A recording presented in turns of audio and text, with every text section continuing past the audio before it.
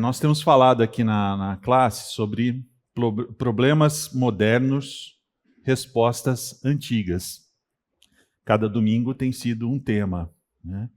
E o Daniel propôs aqui para a gente, né, muito na fala desse teólogo Carl Trueman, que ele fala o seguinte, né? Cada época teve sua escuridão e seus perigos.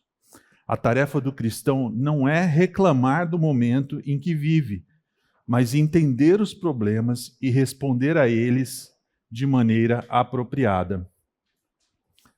Isso é bem legal, né? Porque eu acho que todos nós tendemos a olhar para a geração que a gente está e falar assim: nossa, antes era melhor, antes era mais legal. Na minha época, né?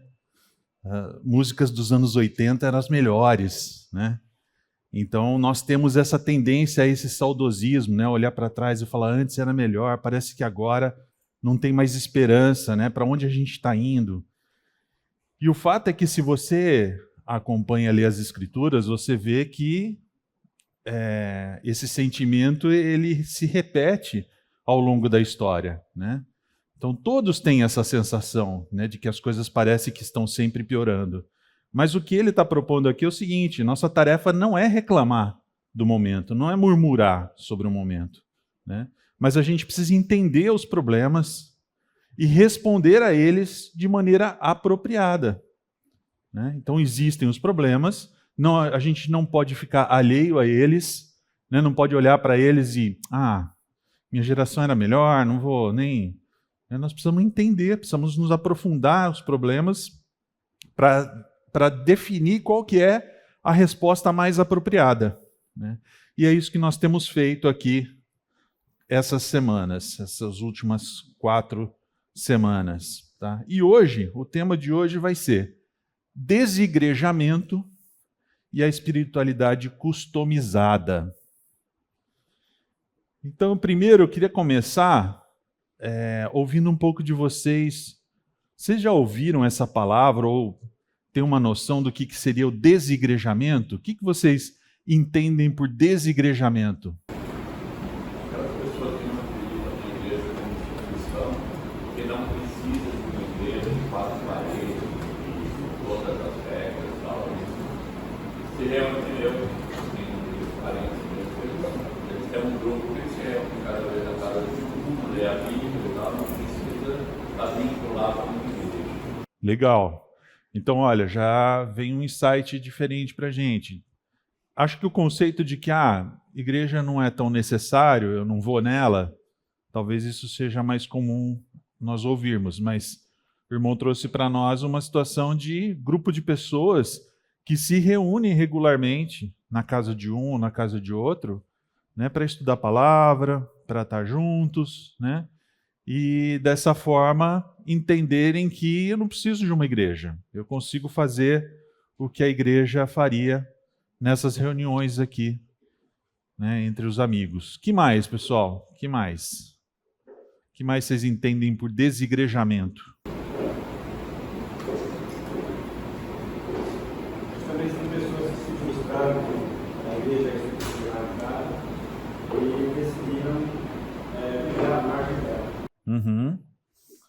Muito bem. Então, muitas vezes, a motivação para esse desigrejamento é uma frustração com a instituição como ela é, né?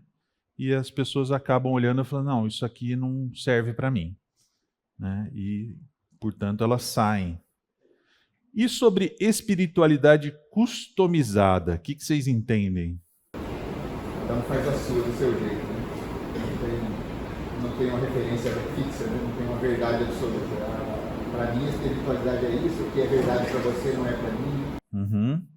A tal da verdade relativa, né? O que ela é para mim não é para você, né? Então eu vou buscar o que faz sentido para mim, onde faz sentido para mim, e isso não necessariamente é numa igreja, né? Mas eu tenho a minha espiritualidade, vivo a minha espiritualidade, estou bem, estou tranquilo, né? Que mais? Conhecem pessoas assim ou não? Conhecem? Alguém nunca viu esse tipo de situação? Acho que todos, né? De alguma forma já tiveram esse contato, né, com alguém assim. Muito bem, então vamos começar tipificando um pouco esse problema, entendendo um pouco esse problema. E aí, como tudo, né, na história, a gente gosta muito de copiar as coisas dos Estados Unidos, né, e culturalmente, de fato, a gente acaba, muita coisa que acontece lá, aos poucos a gente acaba trazendo para cá também, né, refletindo aqui. Esse já é um movimento que acontece já há algum tempo nos Estados Unidos, né? Então, alguns estudos aqui da Pew Research Center mostram que em 2007, por exemplo, 78% dos adultos americanos se identificavam como cristãos. Cristãos, tá? Então aqui não está falando de denominação específica. Falando que pessoas que se identificavam como cristãos. Só que a gente vê que, menos de 20 anos depois, em 2024, esse número já caiu, essa proporção já caiu, está entre 60 e 62, ali em 2024. É uma queda bastante grande, né? Mais de 10 pontos percentuais, mais de 15 pontos percentuais, né? Existe uma categoria lá nos censos que eles fazem lá nas pesquisas, que é o que eles chamam de sem filiação religiosa, né? E em inglês eles chamam de nones. Nem isso, nem aquilo, nenhum nem outro, né? Que ali você inclui de tudo. Ali você tem ateus, agnósticos, né? Outras religiões, elas estão todas ali. Na verdade, outras religiões não, mas outras filosofias de vida, porque o cara não identifica como religião, né? Esse, em 2024, tinha uma proporção de 28% a 29% da população se definia como sem filiação religiosa, tá? Além disso, ali 2024 e 2025, quando o Barna Group foi se aprofundar um pouco nos segmentos e entender o que acontecia por faixas ali, né? Ele percebeu que as gerações mais velhas, elas estão diminuindo a frequência nas igrejas, né? As mais velhas que tradicionalmente era o grupo que era mais fiel, que era mais regular, né? Então esse grupo tem a tendência aí nos anos de diminuir sua frequência. Por outro lado, eles identificaram que gerações mais novas, né, a geração Millennium, né, a geração Z, esse pessoal tem aumentado a frequência deles nas igrejas. É um movimento interessante, né, que eles têm tentado entender, porque tem aumentado a frequência desse tipo de pessoal. Se bem que, podemos ver aí, né, que a frequência 1,8, 1,9 vezes por mês. Né? Então, aumento de frequência, assim, vai quase 2 vezes por mês. Né? Quase um domingo sim, domingo não. Vai, digamos assim. Informação, você comparando com a Europa está ao contrário, né? Você vai numa igreja lá, só tem velhos e praticamente não tem jovem, não tem contato com os caras, etc. De acordo com esse estudo, é isso que saltou aos olhos, porque a tendência nos Estados Unidos também era que as igrejas estivessem sendo frequentadas muito mais por gerações antigas, né? E esse é um movimento que saltou aos olhos. Falou, está começando, tem um público aqui que parece que está começando a vir. Mas, de acordo com o Marcão, aqui na Europa, parece que a tendência é muito mesmo as gerações mais antigas nas igrejas, né? Outra coisa que um outro estudo aqui de Davis Graham, eles identificaram é que a maioria das saídas das pessoas das igrejas não ocorre por grandes crises teológicas ou escândalos, né? Como a gente comentou aqui, que às vezes tem esse movimento aqui no Brasil principalmente, mas por razões que envolvem mudança de vida, mudança de cidade, divórcio, pandemia, né? Se não tratadas essas movimentações, elas podem se tornar um novo hábito de ausência, né? Então, a percepção aqui deles foi justamente essa, e eu acho que nós vivemos num meio aqui em que a gente percebe muito esse tipo de movimento, né? A Igreja Fonte ela recebe, a cada ano, muitos estudantes, né, pessoas que vêm de outras cidades, que estão sem família aqui próximo e sempre sem igreja, então de alguma forma acabam chegando por amigos, por indicações, acabam chegando no nosso meio, né? E que é um público bastante interessante para a gente acolher e trabalhar, né?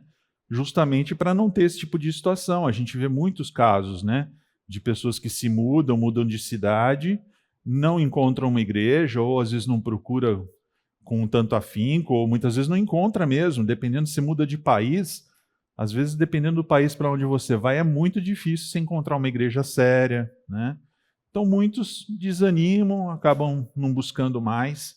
Isso pode virar um hábito muito ruim, né, de ausência mesmo. Será que tem um viés aí de assistir via online, que a pesquisa não pega? Uhum. Isso é uma... O Valtinho está perguntando se não pode ter aqui alguma influência forte de assistir online, né? De fato, principalmente quando a gente pega período pós-pandemia, né, muitas igrejas tiveram que se adaptar. Nós mesmos corremos atrás, né? Nós já tínhamos o culto online, mas a gente teve que fazer uma série de adaptações para atender uma demanda muito forte, uma necessidade muito forte que as famílias tinham de acesso aos cultos, né? E hoje isso virou padrão, tanto para nós como para muitas outras igrejas. Então a quantidade que você tem de material, né, de igrejas disponibilizando o culto online é muito grande, né? Então isso também pode favorecer esse tipo de movimento, tá? Muito bem. Isso Estados Unidos, tá, pessoal? Então um movimento acontecendo ali. E aí, o que acontece no Brasil? E aí eu quis trazer para vocês essa tabelinha aqui, comparando o censo de 2010 com o censo de 2022. Tá? Quando fala de religião, tem essas categorias, né, que vocês podem ver ali, cada linha, né? A religião católica, as evangélicas, espírita, Umbanda e Candomblé, outras religiosidades, e um grupo aqui sem religião, né? E o que a gente vê, comparando, né, de um ano para o outro, vocês podem ver que tem uma coluninha ali que chama diferença. É diferença em pontos percentuais, tá? Quanto maior aqui, maior foi o movimento, mas ao mesmo tempo, a coluna movimento é onde a gente fala se teve uma queda de tanto, um crescimento de tanto, daquela categoria em proporção ao que estava antes, no ano anterior. Tá? É isso que esse gráfico está dizendo, que essa tabela está dizendo. Então vamos lá, ó. Católica. Né, nós pode ver que teve uma queda de 12,9% em 12 anos. Né? Então de 65,1% caiu para 56,7%. Religião católica. As religiões evangélicas. Então, veja só, teve um crescimento de 5,2 pontos percentuais, né, de 21,6 para 26,9. Um crescimento proporcional ali de 24,5%. Tá? Então, enquanto teve uma queda na católica, evangélica cresceu. Espírita, você pode ver que aí os percentuais são bem menores, né, 2,2, caiu para 1,8, uma queda de 18%. Umbanda e Candomblé. Era bem pequeno o percentual, ainda é, né? 0,3%, subiu para 1%. Só que isso, dentro do movimento de 0,3 para 1, que é 0,7 pontos percentuais, teve um crescimento de 233%. Né? Então, as igrejas, as religiões de origem afro, né? Elas tiveram esse movimento aí nos 12 anos entre 2010 e 2022. Outras religiosidades, que é parte do que nos interessa aqui, né, 2,7 para 4, né, 1,3 pontos percentuais, crescimento de 48%. E sem religião, 7,9 para 9,3, né, crescimento de 17%. Tá?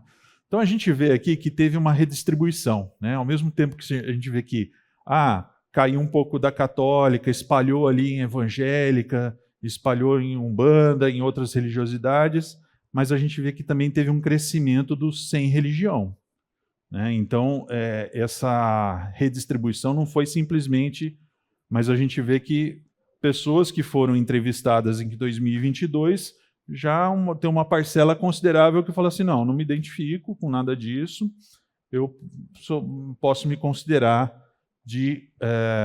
sem religião. Aí eu trouxe aqui um destaque só, né, entre jovens de 16 a 24 anos em metrópoles como Rio de Janeiro e São Paulo, sem religião, já supera católicos, de 30% a 34%. Tá? Então, em grandes centros, a gente percebe que esse grupinho sem religião, que a princípio ali é 9,3%, pode aumentar muito mais, né? Então, metrópoles como Rio e São Paulo, e muito provavelmente Campinas é uma metrópole também, deve estar com uma proporção bastante alta, talvez não na mesma proporção ali de São Paulo e Rio, mas deve estar com uma proporção alta em relação à média, tá? Então isso é um destaque importante aqui para a gente ficar atento, né? O pessoal mais jovem. E aí nos censos, né, eu fui dar uma pesquisada também, principalmente no censo de 2010, existia uma subcategorização dos evangélicos, que eu quis olhar especificamente os evangélicos, né? E aí existia lá uma categoria que era evangélicos não determinados, ou evangélicos sem vínculo institucional. Olha que interessante, né? O que seria esse grupo? É um grupo que mantém crenças ortodoxas, né? Lê a Bíblia, ora, consome música gospel, mas rejeita a filiação a uma igreja. Um pouco do que a gente falou no começo aqui, né? Então existe um grupo de evangélicos que fala assim, eu sou evangélico, mas não estou filiado a nenhuma igreja. Eu levo a minha vida de evangélico aqui, né? E para aprofundar um pouquinho mais, eu também encontrei essa pesquisa de orçamentos familiares do IBGE, que mostrou uma tendência significativa. Entre 2003 e 2009, a proporção de evangélicos sem vínculo institucional saltou de 4% para 14% do total de evangélicos, representando um aumento de mais de 4 milhões de pessoas. Essa categoria inclui tanto pessoas que frequentam cultos de várias igrejas, quanto aquelas que se afastaram de sua denominação original, mas continuam se considerando evangélicas. Então, pessoal, tem um grupo aqui também que vai em várias. Vou naquela ali, vou na outra, de manhã eu vou em uma, à noite eu vou na outra. Né? Mas por quê? Eu gosto mais da música daquela, do outro eu gosto mais do pastor que fala ali, né? E assim vai levando. Tem alguma pesquisa do porquê que eles não querem ter uma igreja institucional? Nos próximos a gente vai passar justamente por isso. Vamos tentar entender um pouquinho esse movimento, quais podem ser motivos. Não temos resposta, tá? Mas já adianto, dou spoiler aqui que eu não tenho a resposta, mas a gente tem algumas desconfianças aqui, tá? Já conheceram pessoas assim também, que frequentam mais de uma igreja, que vão, não fica amarrada a nenhuma, mas volta e meia. Muito bem. Vamos lá. Bom, tentando então entender um pouco melhor o problema aqui, o Marcão, qual que é o perfil desses desigrejados, né? Então, uma pesquisa da Missão CEPAL de 2024 revelou que 6,9% dos evangélicos brasileiros não são frequentadores. Taxa que sobe para 14,2% no estado de São Paulo. Então, o estado de São Paulo, né, grandes centros, acaba tendo uma proporção maior desse perfil. E qual que é o perfil predominante? Predominante é assim, maioria, tá, pessoal? Mas não é todo mundo assim. Gênero, maioria masculina, 10,7% dos homens evangélicos contra 5,8% das mulheres. Idade, concentração entre jovens de 16 a 34 anos, né, 12,5% tem 16 a 24 e 12,1% tem de 25 a 34. Então, de 16 a 34, em torno de 12% ali. E a escolaridade desse pessoal, 13,7% possui ensino superior, uma proporção considerável, sugerindo que maior nível educacional pode estar associado ao afastamento das comunidades de fé. Ok? Comentários. O que vocês acham? Alguma coisa? Não? Tudo bem. Vamos tentar entender um pouco, então, as motivações disso, né? Quem são essas pessoas? Esse público é composto por quem? E aí tem uma entrevista com o Augusto Nicodemos, em que ele diz o seguinte, né, que esse público ele é constituído basicamente por indivíduos feridos pela instituição, a gente comentou aqui, né, escândalos financeiros, abuso de poder, legalismo, né, exigência de muito legalismo da parte das igrejas, né, das lideranças. Então isso tem um público que fala, não gosto dessa instituição, não gosto desse esquema, estou fora. E indivíduos seduzidos pelo espírito da autonomia da época atual, né?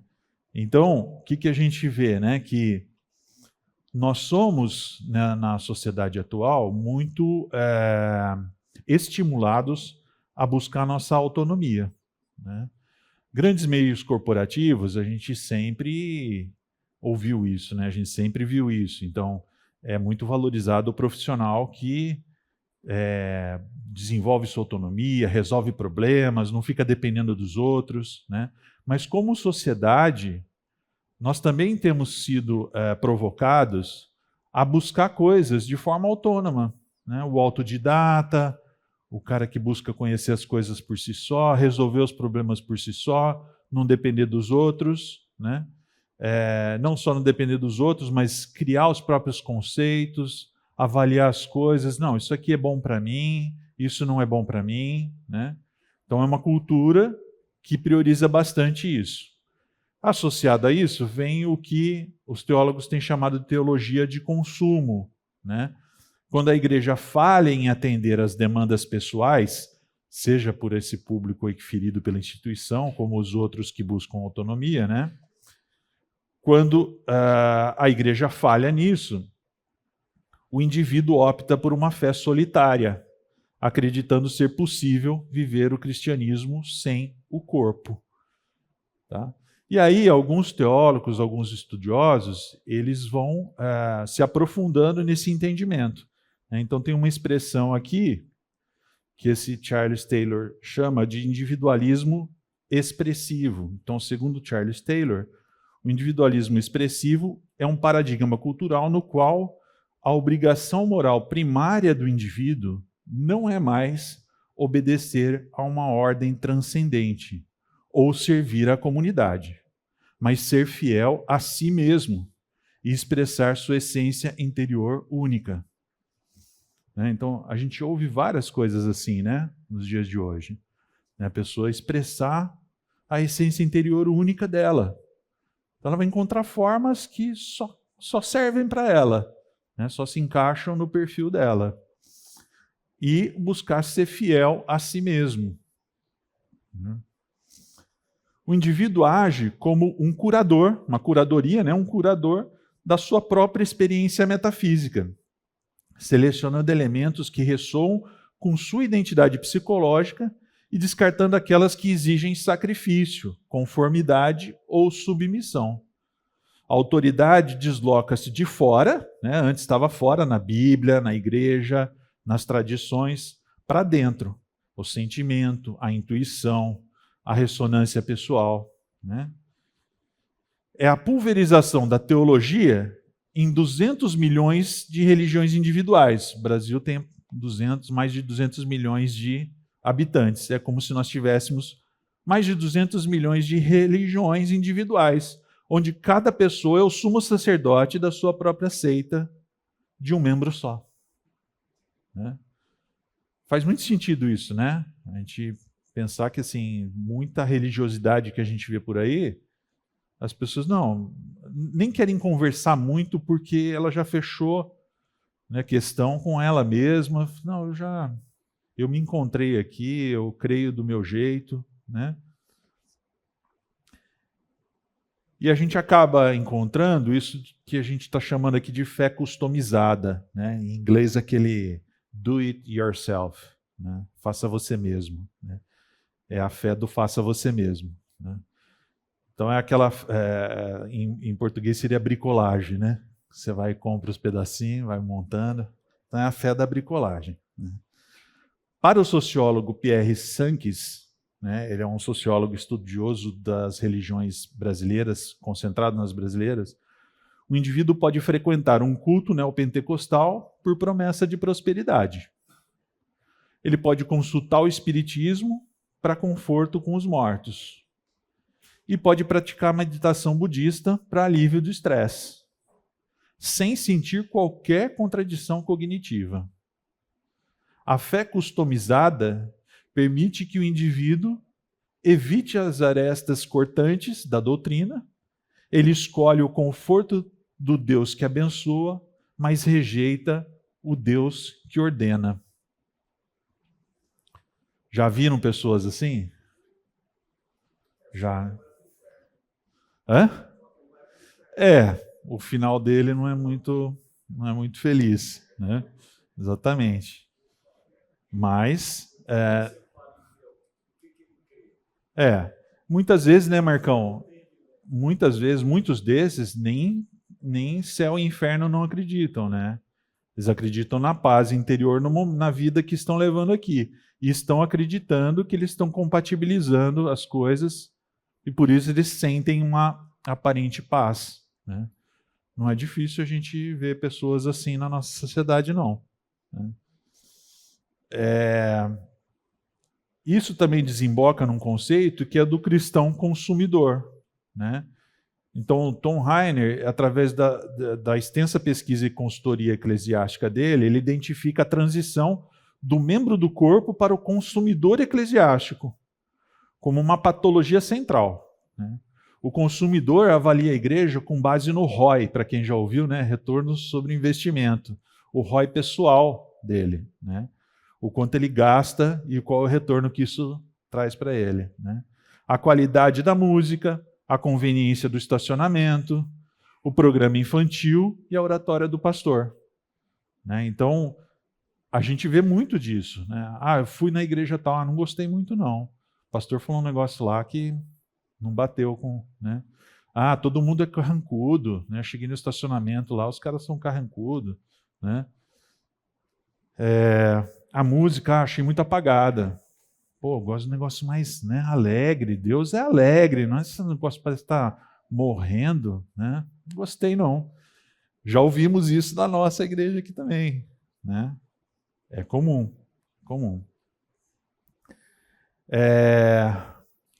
Algum tempo atrás, né, quando eu mudei de emprego e fui trabalhar numa fintech, né, numa startup da área financeira. E lá eu tinha uma equipe ali, umas 8 pessoas, 7, 8 pessoas, e muitos deles jovens, bastante jovens, né? E eu fui, conforme os dias foram passando, eu fui ficando impressionado com a quantidade de evangélicos. Falei, nossa, que legal, né? Porque quando eu comecei a trabalhar, poucos anos atrás, tá, pessoal? Quando eu comecei a trabalhar, né? Pouco tempo atrás, era raro se encontrar crente, né? E o crente era estigmatizado, né? Era o cara que quando ia na igreja de gravatinha, né? A mulher não cortava cabelo, saia, né? Era esse o estigma. Então se encontrava poucos evangélicos, né? Poucos crentes, né? Que a turma chamava do crente, né? Então a barreira ali era você mostrar que crente não era aquele bicho esquisito que eles estavam acostumados a ver, mas que podia ser alguém normal, né? Podia ser alguém inteligente, podia ser alguém, né, que tinha algum sentido no que estava fazendo, né? E quando eu vi esse grupo, eu falei assim, puxa, que interessante, né? Bastante gente crente aqui, né? Bastante evangélico, né? E olhei para aquilo e falei assim, bom, vamos entender, né? Vamos ver como é que é. E foi passando os dias, passando as semanas, e eu fui tendo algumas experiências com alguns deles, né? Eu falei, não sei, né? Evangélico e tal. Então tinha um que sou evangélico e tal, mas não vou na igreja já há muitos anos, fui e tal, mas depois dei uma parada, não vou e tal. Mas se declara evangélico, né? Tinha também o evangélico assim, sou evangélico e tal, não sei o que, minha família já era, minha mãe, não, sou também, não sei o que. Qual que é seu signo? Sabia que você era Sagitário, sabia. Porque você tem isso, você tem aquilo, você sabe as características certinhas do signo, né? Aí você fala, caramba, mas o que é isso, né? Que cristianismo que é esse, com esse sincretismo aí com astrologia, né? Outros que frequentavam vários tipos de igreja também, né? Não estavam em uma específica. E eu comecei a perceber isso, né? Era legal falar que era evangélico, né? Todo mundo meio que falava que era, né? Mas quando você ia olhar profundamente, você via pouca expressão verdadeira do cristianismo ali, né? E muito mesclada com isso. Então eu comecei a ficar um pouco mais cauteloso com essas coisas, até comentando com a Cris, né? Falava, nossa, eu fiquei, né? No primeiro momento eu fiquei admirado, agora eu já estou preocupado, né? Então, assim, o trabalho foi muito me aproximar de muitos deles e começar a desafiar um pouco essa posição, essa postura, né?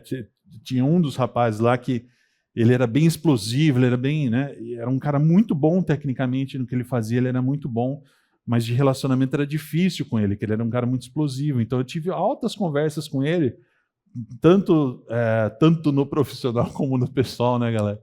Mas assim, tanto na vida profissional ali nas atividades, como papos assim pessoais mesmo, entender, né, como é que era, desafiá-lo no cristianismo verdadeiro, né? Dizendo para ele, assim, cara, são relacionamentos que você tem aqui, né? É assim que as pessoas vão ver Cristo através de você, né? É assim que as pessoas conhecem Jesus, né?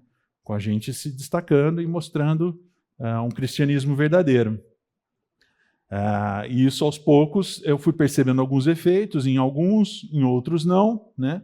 Mas é isso, pessoal, é esse tipo de cristianismo que a gente vê, esses são os tipos de evangélicos que a gente cruza por aí. É comum para vocês isso? Já perceberam esse tipo de situação? Alguém quer comentar alguma coisa? Algo parecido com isso, que já tenha experimentado?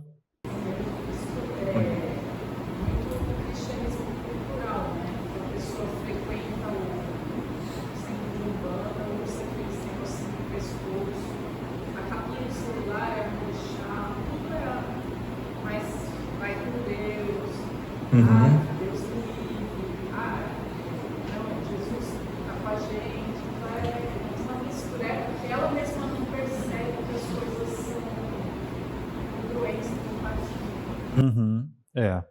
Culturalmente, né, a gente já traz muitas dessas características, principalmente por o Brasil ter sido um país que se identificou como católico majoritariamente por muitos anos, né, traz algumas linguagens que são comuns, né, vai com Deus, né, Deus te acompanha, é comum, né? Então, culturalmente as pessoas trazem isso, né?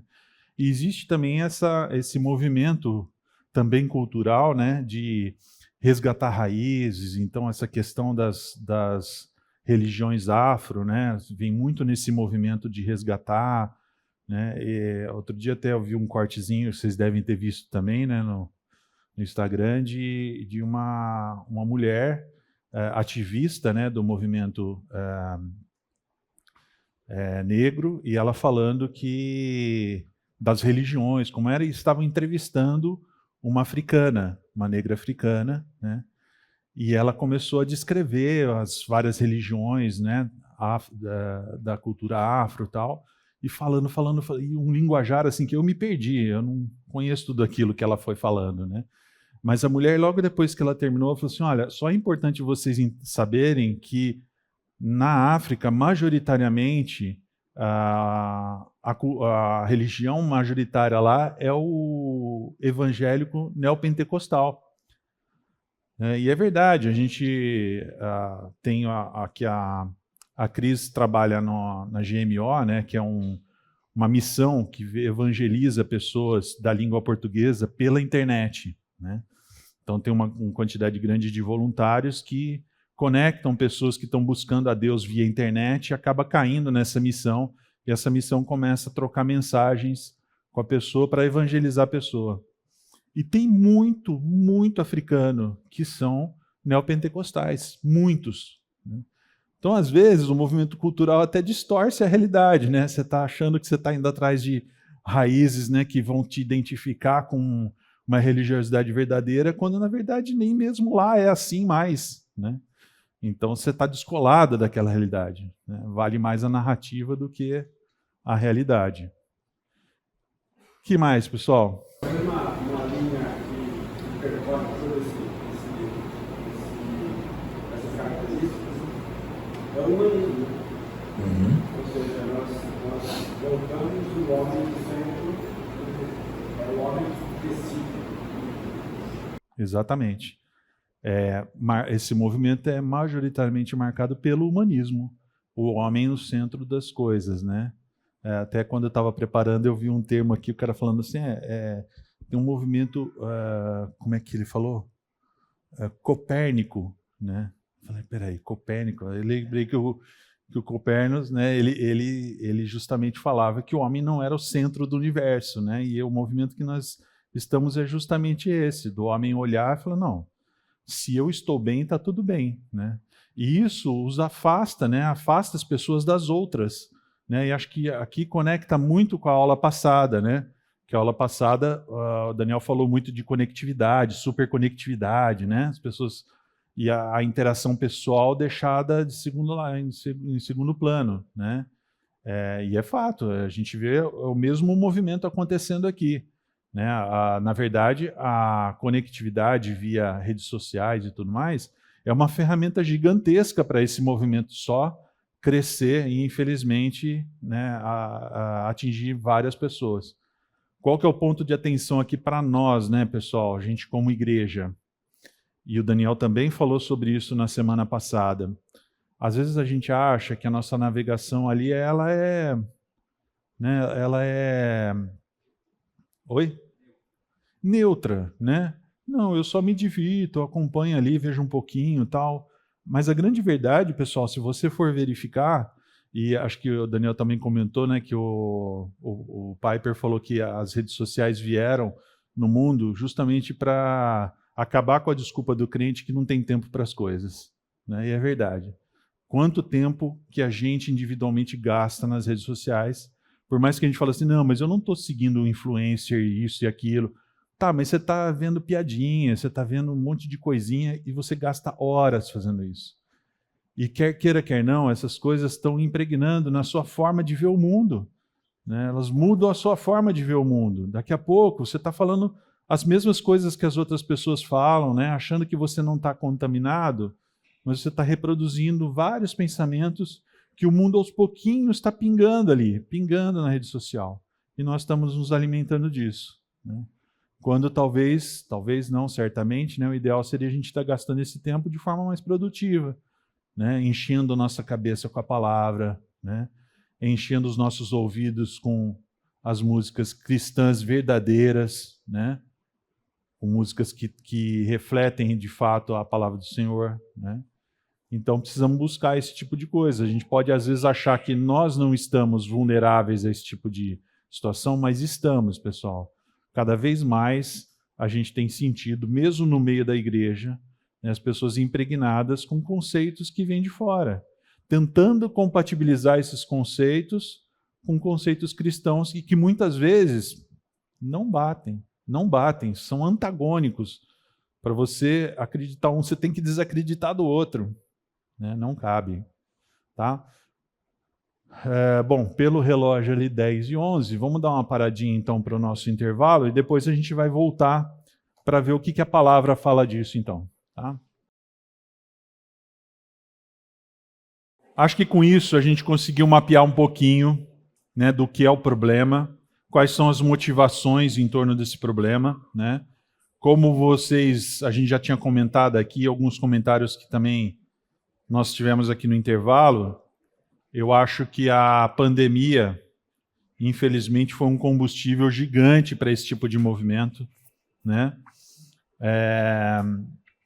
Pessoas que não estavam familiarizadas com o meio digital, né, aprendeu a usar o meio digital e gostou, né, Gostou no sentido ruim de se desconectar do mundo real e passar a usar o virtual. Então, assim, a gente vê muitas pessoas que veem vídeos de diversas fontes, né?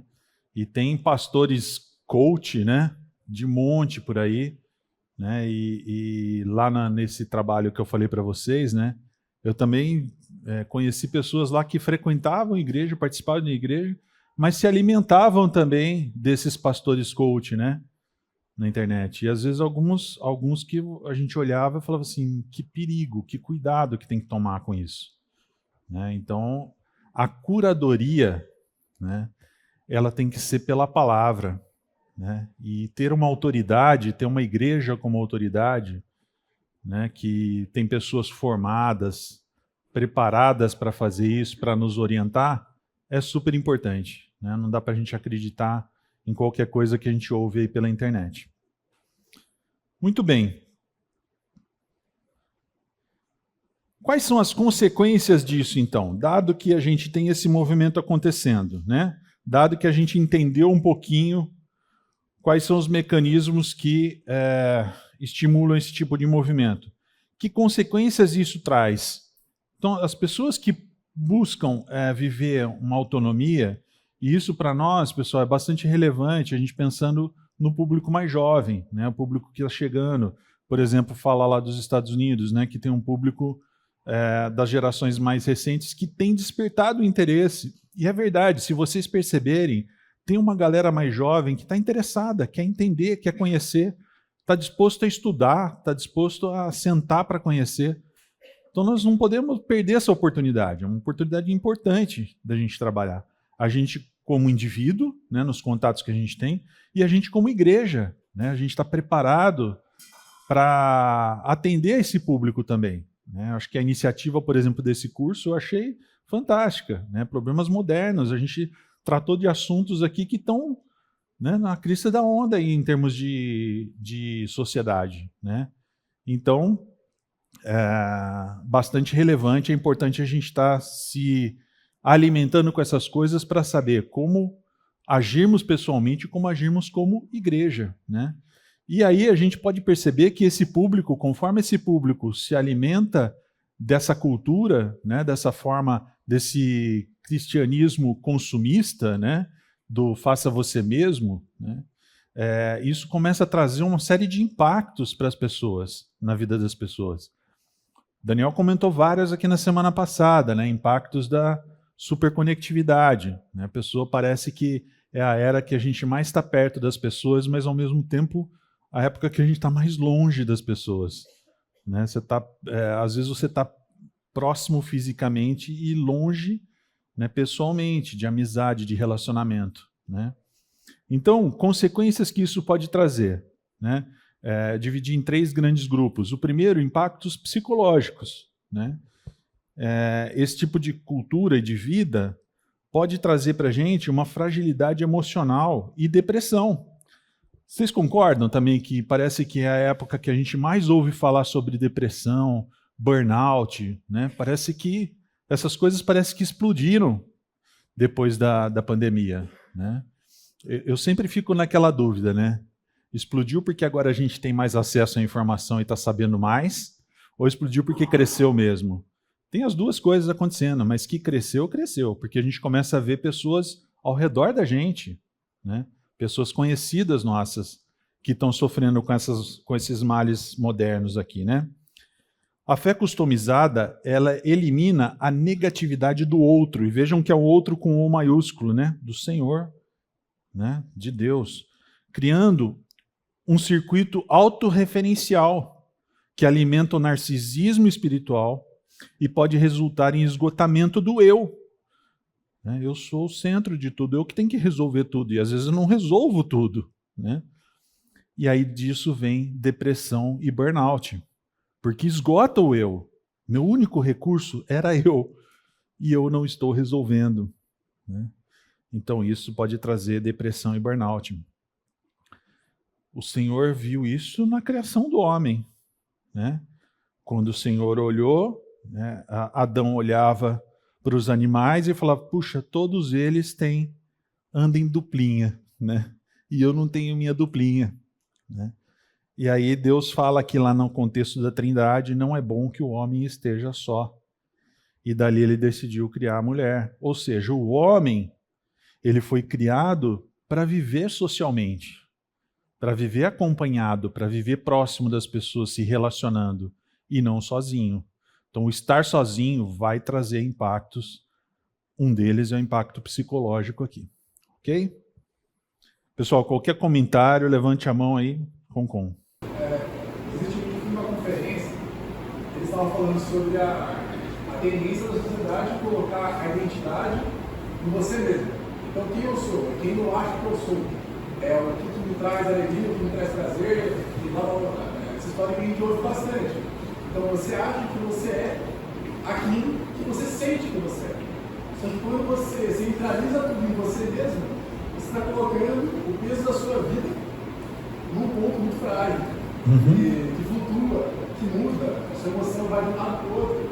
Então, a fragilidade emocional também pode ser uma fragilidade de identidade, que gera essas crises, né, emocionais, crises psicológicas. Uma pessoa, ela acha que ela sabe de tudo, e quando ela vê que ela sabe errado, ou não sabe de muita coisa, daí a vida dela se frustra, ela cai nesse ciclo triste, né?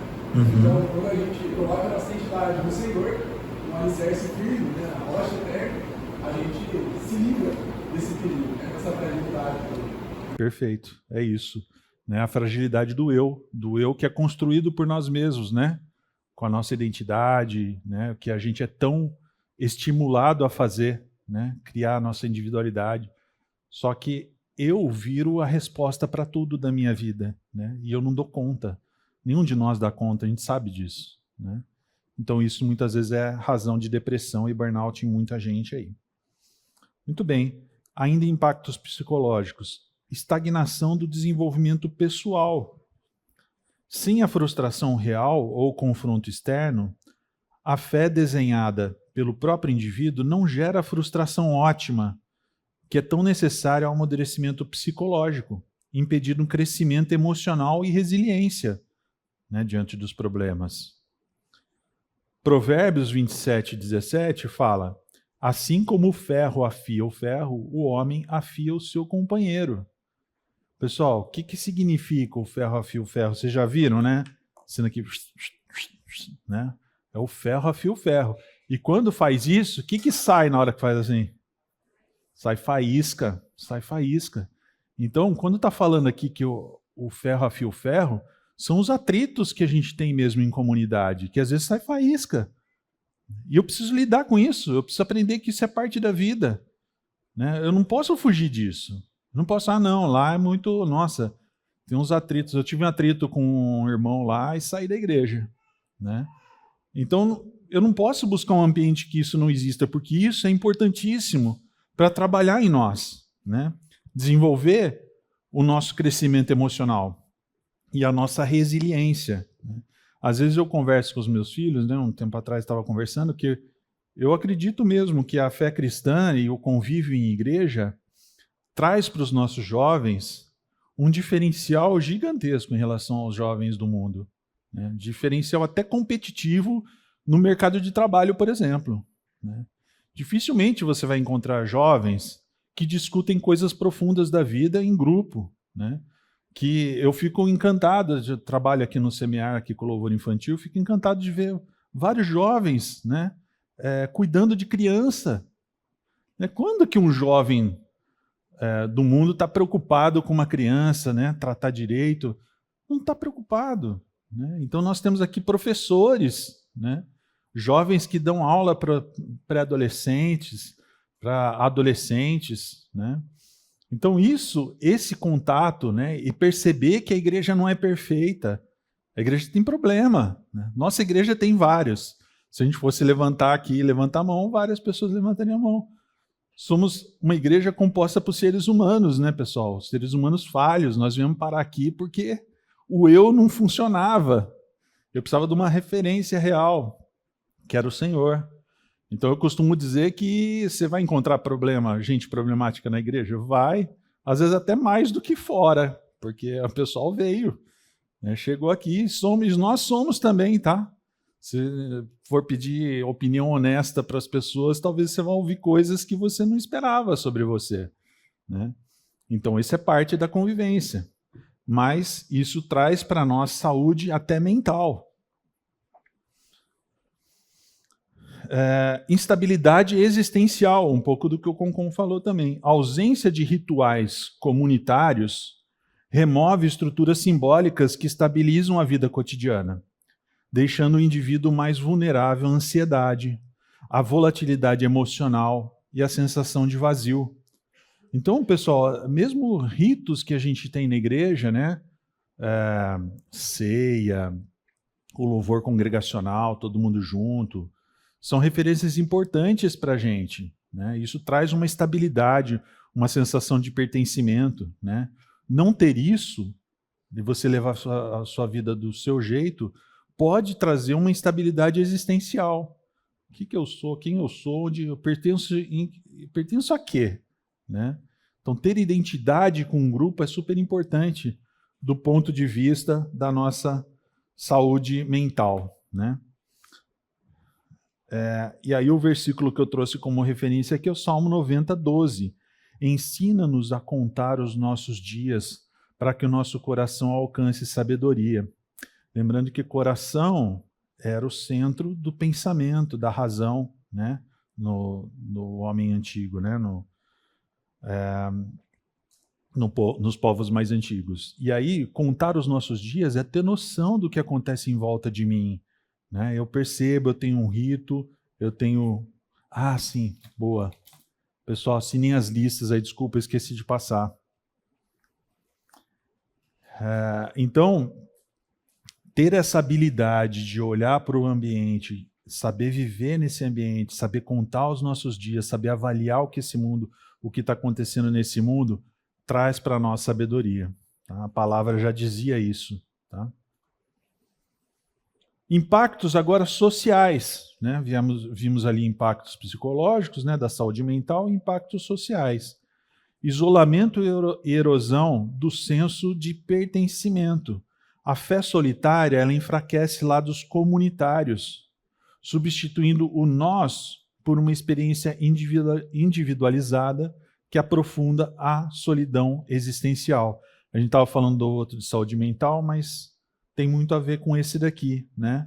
E Gálatas 6:2 fala: levem os fardos pesados uns dos outros e assim cumpram a lei de Cristo. Quando o Senhor pensou na igreja, ele já pensou num mecanismo super eficaz para nós como seres humanos, né?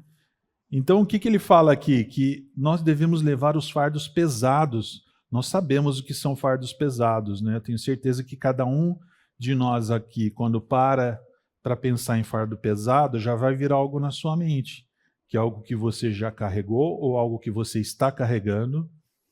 Agora, a provisão que o Senhor nos dá de termos uma comunidade como a nossa, com pessoas que a gente pode identificar que são confiáveis, para a gente dividir esses fardos pesados que nós temos, é fantástica essa provisão do Senhor, né? Ó, levem os fardos pesados uns dos outros e assim cumpram a lei de Cristo. Deus sabia que isso era tão importante que várias vezes nós vamos ver na palavra: reúnam-se, né? Confortem-se, exortem-se, né? Ordens. Nós temos ordens dadas pelo próprio Senhor Jesus diversas vezes sobre isso, sobre nos relacionarmos, sobre interagirmos, né? Então, o isolamento não é bom para nós. Ele acaba com o nosso senso de pertencimento. Outro impacto social: ausência de prestação de contas. Para quem é do meio corporativo, accountability, né? Eu estou falando isso porque estava nas pesquisas que eu fiz. Aí eu falei assim, eu não vou levar accountability lá para o pessoal, mas prestação de contas, né? Sem prestação de contas comunitária, comportamentos destrutivos e alguns pecados tendem a se perpetuar no isolamento, sem correção ou apoio externo. Até mesmo vícios, né, pessoal? E aí Tiago 5,16 fala: portanto, confessem os seus pecados uns aos outros e orem uns pelos outros para serem curados. Então, a provisão do Senhor para que nós vivamos em comunidade é essa. Se você aproveita a sua vivência em comunidade com os irmãos para confessar os pecados. Confessar pecados, pessoal, é dar nome para o seu pecado. Não é multidão de pecados, né? Mas você dá nome. Então, obviamente, você não vai fazer isso, você vai subir lá no púlpito, lá, hoje à noite, confessar os seus pecados para a igreja. Não, você vai ter um grupo de pessoas que são seus confidentes, são as pessoas mais próximas, para quem você pode falar o que você está passando, né? Aqueles amigos, às vezes num discipulado, né? Aqueles amigos que você pode chegar e falar assim, cara, me cobra. De tempo em tempo, pergunta para mim como é que está essa situação. Isso é importante termos isso, né? O mundo não faz isso.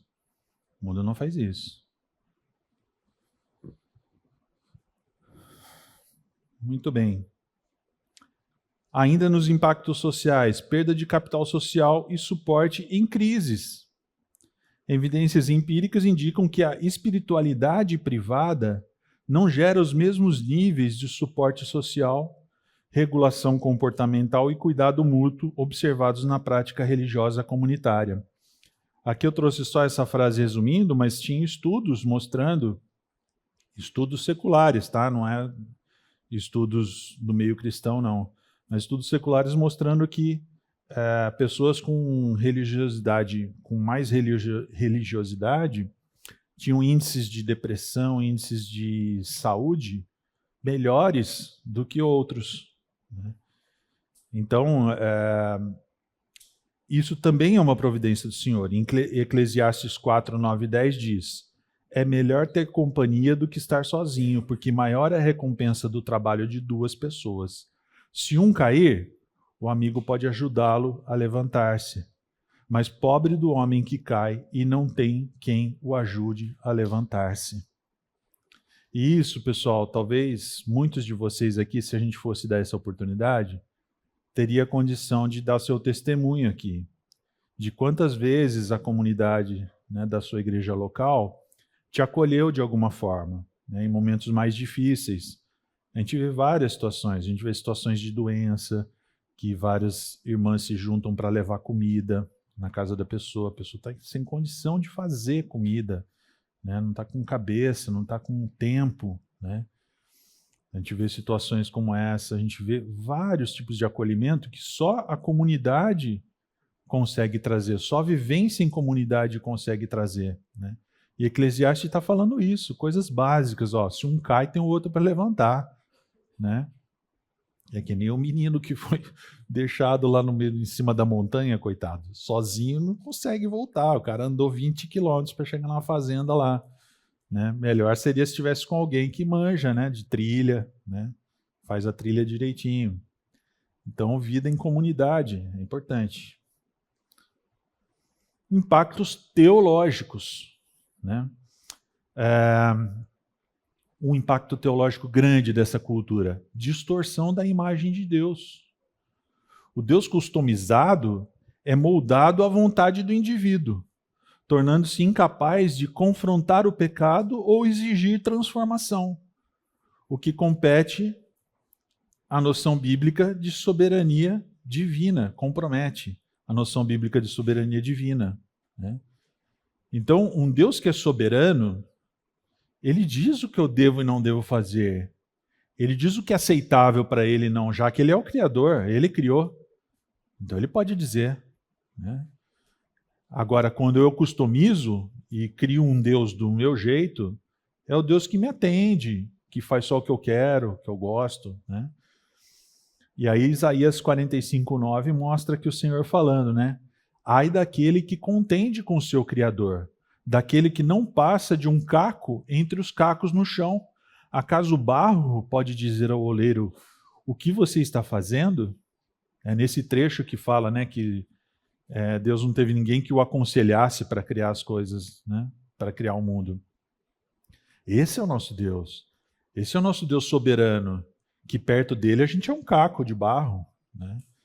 Então ele tem poder, ele tem soberania para dizer quem eu sou, o que eu devo fazer, o que eu não devo fazer. E ele tem que ser minha referência. Então eu ter uma fé customizada distorce a imagem que eu tenho de Deus.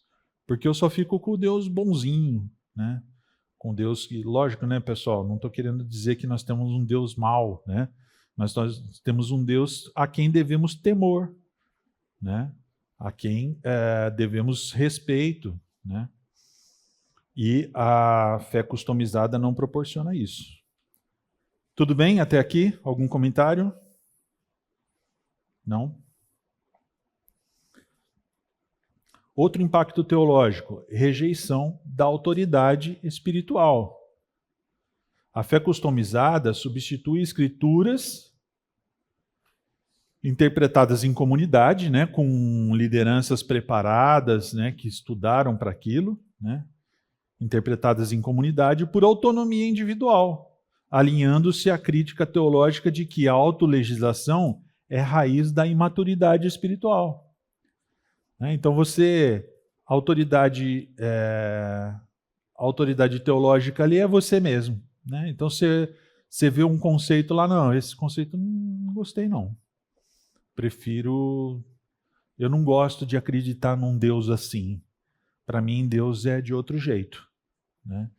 E aí você não tem referência, né? A referência deixa de ser as Escrituras e você não tem uma autoridade eclesiástica, você não tem uma autoridade teológica para te orientar. Né? E aí você rejeita totalmente essa autoridade. Jeremias 17:9 fala: o coração é mais enganoso que qualquer outra coisa e sua doença é incurável. Quem é capaz de compreendê-lo? NVI, tá? Estão acostumados muito provavelmente com outro, né? Enganoso é o coração mais que todas as coisas, desesperadamente corrupto, quem o conhecerá? Essa é a verdade. Nosso coração é enganoso. Está um pouco no que o Concon falou, né? A gente a gente cria uma identidade pessoal, né? Um eu pessoal, que é volátil. Né? Por quê? Porque o nosso coração ele é enganoso. Então, às vezes, num determinado momento, eu acredito numa coisa. Passa um tempinho, eu sou confrontado com outras situações. Opa, não era bem aquilo que eu estava achando. Acho que é outra coisa. E você fica só no achismo, você não para nunca. Né? Porque sua vida está sempre mudando. Está sempre enfrentando situações diferentes. Né? Tudo bem? Até aqui? Outro impacto teológico aqui. Redução da fé à autoajuda religiosa. Desprovido de disciplina, liturgia e correção comunitária, a fé deixa de ser um caminho de formação espiritual e se transforma em um instrumento de validação pessoal. O que importa é eu estar bem comigo mesmo. Pessoalmente está validado, beleza, né? Mas eu não tenho disciplina acontecendo, eu não tenho uma liturgia, os ritos, né, acontecendo, né, eu não tenho correção comunitária. Né, quando a gente fala de exortação, que a gente vê bastante na palavra, muitas vezes a palavra que é traduzida por exortação, ela pode ser traduzida por encorajamento. Né? Então, muitas vezes a gente pode ter a impressão de que a exortação é só ir lá dar paulada. Né? Não, a exortação é encorajar, é estar próximo. Né? É saber que o outro saber que pode contar com você. Né? Lucas 9:23, Jesus dizia a todos: se alguém quiser acompanhar-me, negue-se a si mesmo, toma diariamente a sua cruz e siga-me. Né? Vocês se lembram do jovem rico? Né? Não vou entrar aqui no mérito de se ele cumpria toda a palavra mesmo, como ele dizia que cumpria, né? Porque Jesus... Ele foi lá e falou: Senhor, eu quero seguir o Senhor, o que eu preciso fazer? Aí Jesus falou: siga tudo o que está na palavra. Eu falei: não, mas eu já faço isso. Né? A gente sabe que tinha, próprio Paulo falava que ele era fiel no cumprimento, né, da palavra antes de aceitar o Senhor Jesus. Então é bem possível que o jovem rico fazia isso. Quando que a coisa espanou para ele? Quando Jesus virou para ele e falou assim: tá bom, então faz o seguinte, vende tudo que você tem, dá para os pobres, e aí você vem e me segue. Né? Então, o amor daquele rapaz estava nas posses dele. Né?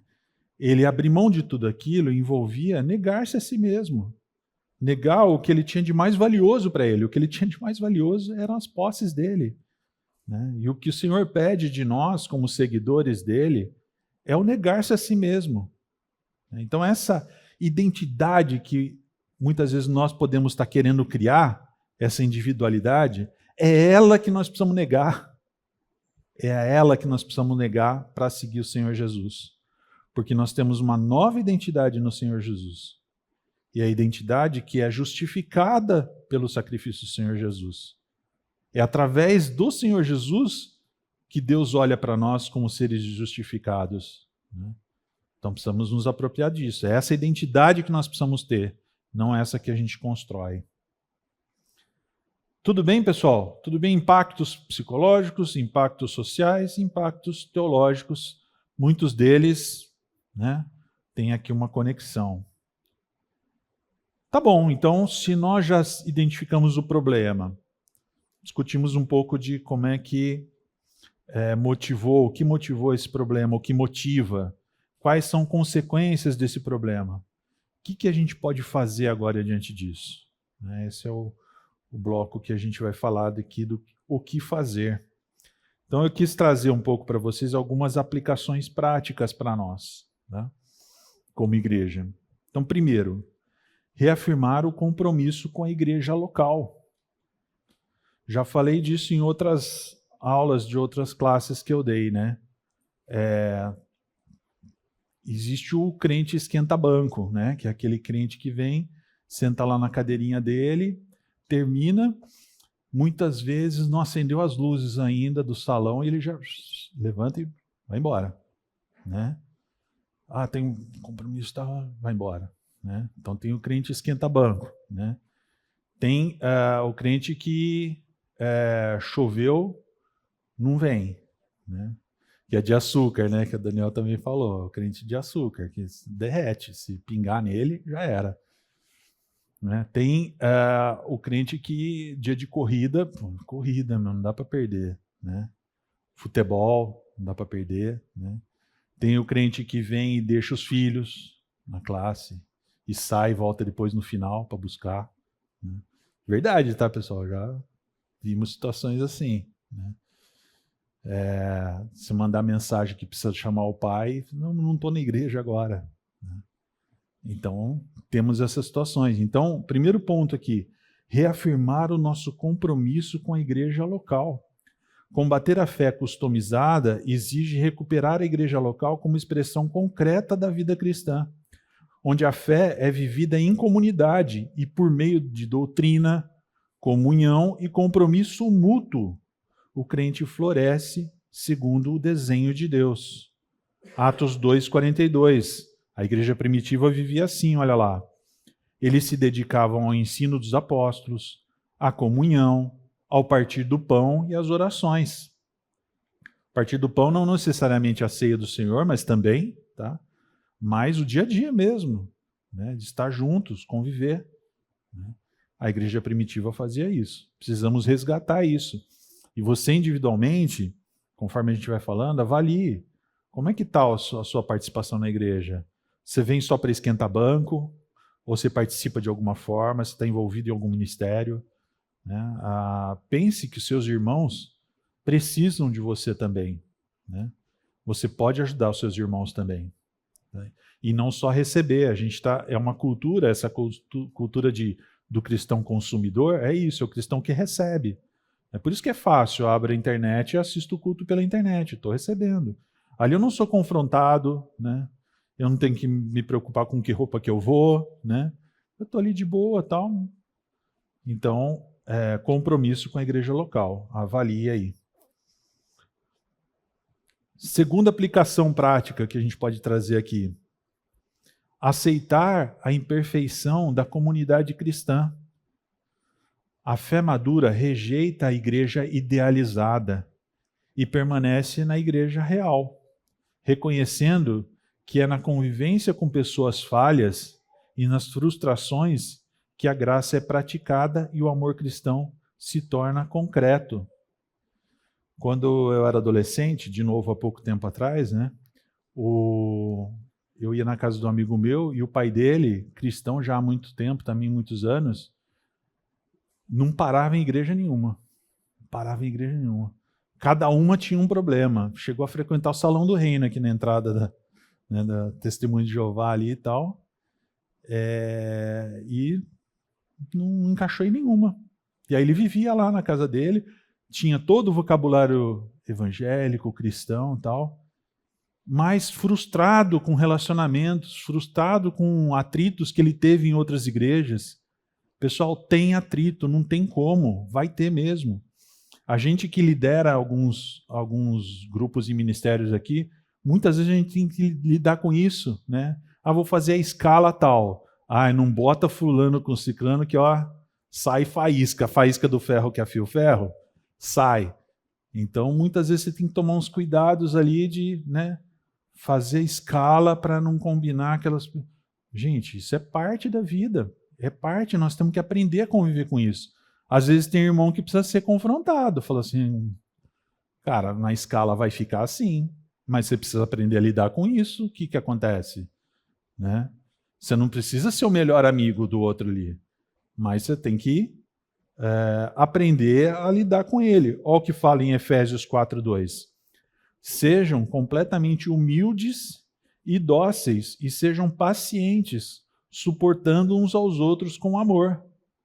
Aqui não é o suportando de, tá bom, vou suportar esse cara aí, vou aturar ele. Não, é dando suporte.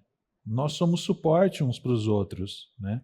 Mas o que fala aqui, humildes, dóceis, pacientes. Essa deve ser a nossa postura. Não a postura assim, na escala nem me põe com a fulana porque não vai rolar. Não, isso não é ser humilde, não é ser dócil, não é ser paciente, né? É o suportar no sentido ruim, né? Então, aqui é uma reflexão importante para nós. Nós temos que aceitar isso, entender que a comunidade ela é composta por pecadores, assim como nós somos, né? Muita gente não suporta no sentido ruim vários pecados seus, mas está ali convivendo com você e precisa aprender a conviver com você. E é esse atrito que muitas vezes vai trabalhar naquele pecado seu, para você evoluir naquilo. Beleza? Então, aceitar a imperfeição da comunidade cristã. Terceiro ponto, praticar regularmente prestação de contas e discipulado. Né? A fé cristã enfraquece sem correção e encorajamento mútuos, pois é por meio de relacionamentos intencionais de exortação que a igreja preserva a fé e protege o crente do auto-engano. Então avalie como que você está nesse ponto. Você faz parte de algum discipulado, seja discipulando ou seja sendo discipulado por alguém? A igreja tem um trabalho muito forte nesse sentido. Se você não tem alguém a quem você possa recorrer regularmente, busque esse ministério, né? De repente eles podem te ajudar a encontrar alguém aqui. Mas é importante que você tenha pessoas de confiança, obviamente, né, pessoal? Pessoas que são maduras o suficiente para lidar com coisas que às vezes você vai precisar levar, né? Mas nós precisamos de pessoas para prestar contas. Às vezes a gente tem aquele pecado que é um pecado, eu não gostaria que outras pessoas soubessem que eu faço, né? Mas eu estou lutando, estou batalhando. E aí você está orando, você está estudando a palavra, mas você precisa de alguém, às vezes, que cheque com você, acompanhe. Cara, e como é que está aquele ponto lá? Está trabalhando naquilo? Vamos orar de novo? Oro com você, né? Alguém que suporte você em oração regularmente. É encorajador você saber que tem alguém que está orando por você, por aquele problema que você está enfrentando. Hebreus 3,13 fala, ao contrário, encorajem-se uns aos outros todos os dias, durante o tempo que se chama hoje, de modo que nenhum de vocês seja endurecido pelo engano do pecado. Olha o perigo, pessoal.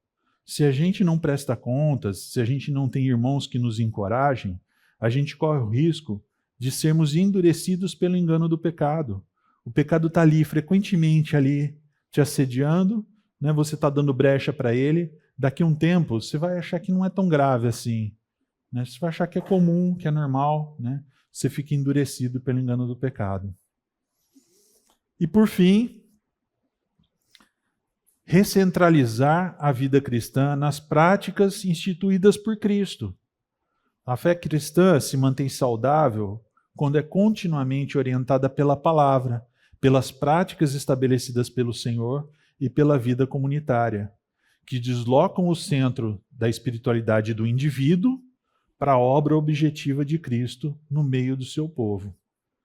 1 Coríntios 11, 26 diz, né? Porque sempre que comerem deste pão e beberem desse cálice, vocês anunciam a morte do Senhor até que ele venha.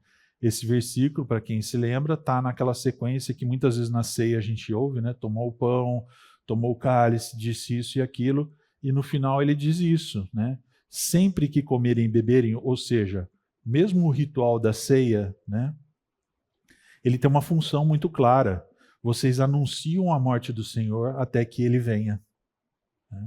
Então, essas práticas são importantes para nós. Busquem fazer isso. A ceia é 8h30 da manhã. Pô, já tem que vir, né, acordar cedinho para chegar às 9h30, agora tem que chegar mais cedo ainda para você. Chega mais cedo. Né? Dá muita alegria, muitas vezes, a gente chegar ali e ver que a igreja está lotada. Lotada, 8h30 da manhã. É legal, vamos lotar mais, gente. Vamos chegar num ponto que fala assim, não está cabendo. Né? Por isso que a igreja já começa a procurar outro lugar já. Né? Então, não deem pouco valor a isso. Né? O próprio louvor, né? Louvor comunitário, né? Pare às vezes e preste atenção, você ali louvando ao Senhor, e veja as pessoas em volta de você cantando. Tem de tudo, tem o desafinado, tem o que bate palma fora o que não bate palma, tem de tudo, mas estão ali, gente. É gente que não tem aquela cultura às vezes de cantar, mas está fazendo o melhor que pode. Né? Então, é muito, muito gostoso ver isso, as pessoas juntas. Né? Pessoas que você olharia e falaria assim, mas o que uniria pessoas tão diferentes, às vezes de faixa de idade diferente, cultura diferente, mas estão lá louvando ao mesmo Senhor. Né? Então não desprezem esses momentos como comunidade. Né? Busquem esses momentos. Ok, pessoal, algum comentário? Já estamos encerrando.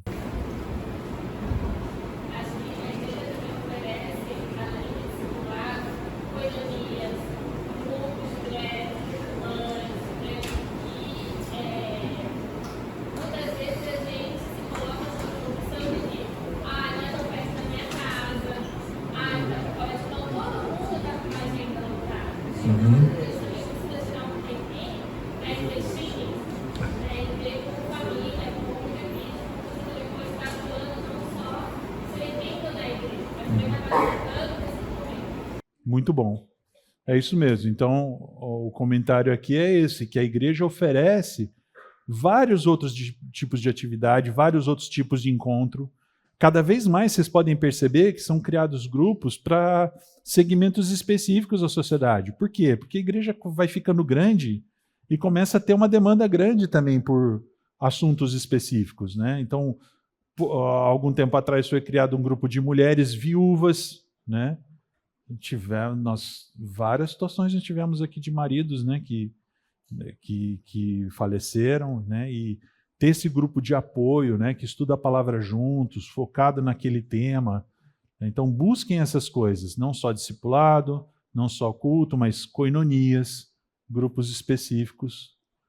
Não deixe de buscá-los. O próprio Hebreus 10:25, né, aquela passagem clássica, fala que não deixemos de nos congregar, né, como costume de alguns pelo contrário, faça ser que a gente possa ir admoestados. Né? Exatamente.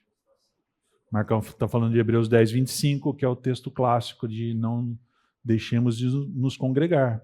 Né? É justamente isso. Temos uma palavra objetiva, clara do Senhor dizendo que não devemos, como é o hábito de alguns, de fato. Ok, pessoal? Mais algum comentário? Nossa, fantástico, muito bom. Algum comentário ou não? Deixa eu fazer uma oração para encerrar então. Senhor nosso Deus, Pai, nós te somos gratos, Senhor. Somos gratos por essa iniciativa que a sua igreja teve de buscar temas que são relevantes para nós, Senhor. Temas bastante modernos, mas que estão no âmago do coração do ser humano, Pai. E que a gente, quando estuda a sua palavra, a gente vê que são coisas antigas, que o homem de formas diferentes já sempre lutava, mas sabemos que o Senhor tem resposta para todas elas, Senhor. E te louvamos porque o Senhor tem nos mostrado nesses últimos 4 domingos o que nós podemos fazer, como nós podemos buscar o Senhor de uma forma melhor para nos inserirmos nesse mundo, sermos sal e luz no meio desse povo, Pai. Cuide também do coração de cada um de nós aqui, para que a gente faça uma autoavaliação, para que a gente de fato entenda e perceba o que precisa ser trabalhado nas nossas vidas, o que precisa ser modificado. E pedimos, Senhor, que o seu Santo Espírito atue em cada um de nós.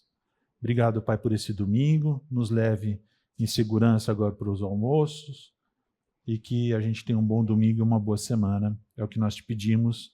Louvamos em nome de Jesus. Amém.